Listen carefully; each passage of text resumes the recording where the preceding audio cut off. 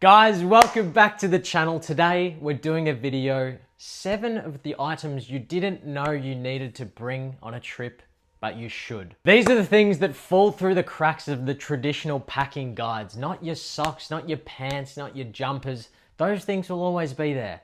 These are the things that you don't think about packing, but you're so glad to have them when you do. These items have bought me more returns in terms of entertainment, cost savings, efficiency than any other item in my bag. It's something that your jumper can't do. It's something your undies can't do. But these items are great. All my packing videos, these items have to be lightweight. They have to be compact, and they have to fit in either a checked bag or your carry-on as well. Doing more packing videos over the coming weeks in terms of carry-on and checked baggage for long trips, so stick around on the channel for that. And dive straight into 7 of the items you'd never think to pack, but you definitely should. Enjoy. So we're gonna start off pretty simple with number 1, which is playing cards. I'm currently rolling with Nepalese children and Corona extra cards. The brand of the card doesn't matter. The point is they are an extremely great way to have hours of entertainment for pretty much zero cost. A pack of cards will cost you anywhere from $1 to $2 if you buy them at a second-hand store. They can be played at a hostel, they can be played at the park, they can be played pretty much wherever, but these things have provided hours of entertainment. They've made me new friends and they've broken the ice at a hostel if you don't know anyone. They take up no space in your bag. They're just a great winner. It's a great start for number 1. The second thing on this list is the Bialetti cafetera, which you can see this is my favorite way to have coffee besides a machine. I have never bought it on a trip before, but it is the first time I'll be bringing it this year. There's been many times where I just wanted to have a coffee without having to go to a cafe, pay $4, whatever it might be. You can simply buy a bag of ground coffee and then just have it for about a month. Also something very satisfying about having a Bialetti coffee in the morning, watching it boil up, put it on the stove. It's very therapeutic for me. This one probably can't go in your carry-on, but if you do have space in your checked baggage, you can save many tens or hundreds of dollars on coffee if you drink it every day like me, and you can just make it at your hostel. Number 3, these things often get overlooked in the chaos of packing, and these are your entertainment items. You've got your Frisbee, you got your Vortex, and you got your Woboba ball or a tennis ball.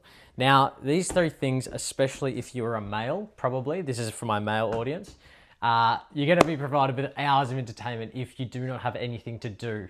If there is an open space, if there's a park, if there's a beach, and you have one of these items, you will be entertained for hours, much like me. Another great one is obviously a soccer ball, far less compact, but they can be fun as well. These things are just great to throw around. They're very small. They can fit in your day bag if you're going somewhere. And they've provided me a lot of fun throughout the years over multiple continents. You can meet a lot of new people. If someone sees you throwing something in the park, great, you can come join in. But these things have just been fantastic in terms of entertainment, especially when I'm in countries that I don't know anyone. You can just throw them and see what happens and people join you. 4th thing is a little bit under the radar, and it's something that I think more and more people should go just because how cheap they are. It's a bag weigher. So this thing is just a portable bag weigher that essentially you can put in your whichever bag. It takes up absolutely no space. I got it on AliExpress or Temu for $10. And it essentially just weighs any bag that you have up to 50 kilos. I don't think anyone's going to be carrying a 50 kilo bag, but you get the point. If you hate budget airlines as much as me, you can use these before you go into battle with them. You can see how close your bag is to being overweight, and you can take out anything necessarily before you actually go there and get stung with a $75 fee for having a few kilos over. Things are great because they give you visibility over how much your bag weighs without having to awkwardly stand on the scales with your bag and look down. These things are super simple. You can see exactly what they weigh, and it's saved me many times and many hundreds of dollars. Number 5 is a tripod. So if you're not interested in making videos or you have no interest in filming things while you're away, that is completely fine. But there are times when you're enjoying a quiet moment with your friends, or if there's a nice sunset and you don't actually want to hold your phone, you just want to sit there and enjoy it, or you want to have your phone still, a tripod is a great alternative for people who want to do this. You don't necessarily have to be filming anything. You can just simply have it in your bag. This thing takes up absolutely no space. It cost me also $10 from Temu. So it's very affordable, very cheap, very small and compact.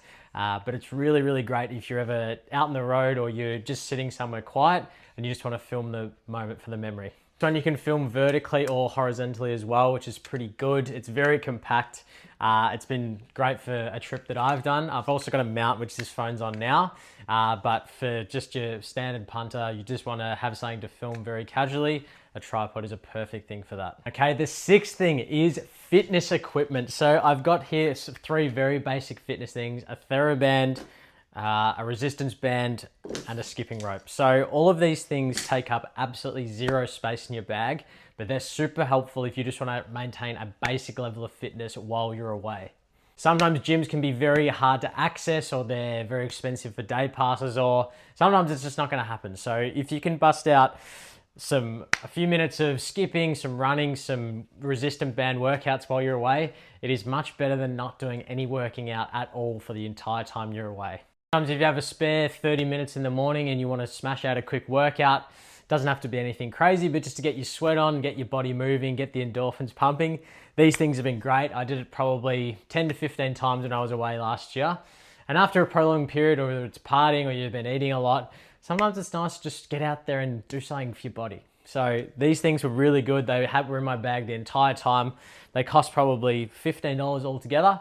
So they were super, super helpful when I was away. Okay, number 7 is a journal and lots of pens. Picture it now. You're on the airplane landing somewhere and the people come around, give you a slip of paper and say, fill this out, and you have to wait until someone around you is finished to take a pen from them. Do not be that person. Fill your bag with 3, 4, 5 pens for multiple occasions. I guarantee that at some point you will need a pen, and you can be the person to have them. You can have it before everyone else, and you've always got them on hand. They are super helpful. You never know quite when you need a pen, but you always want one when you do.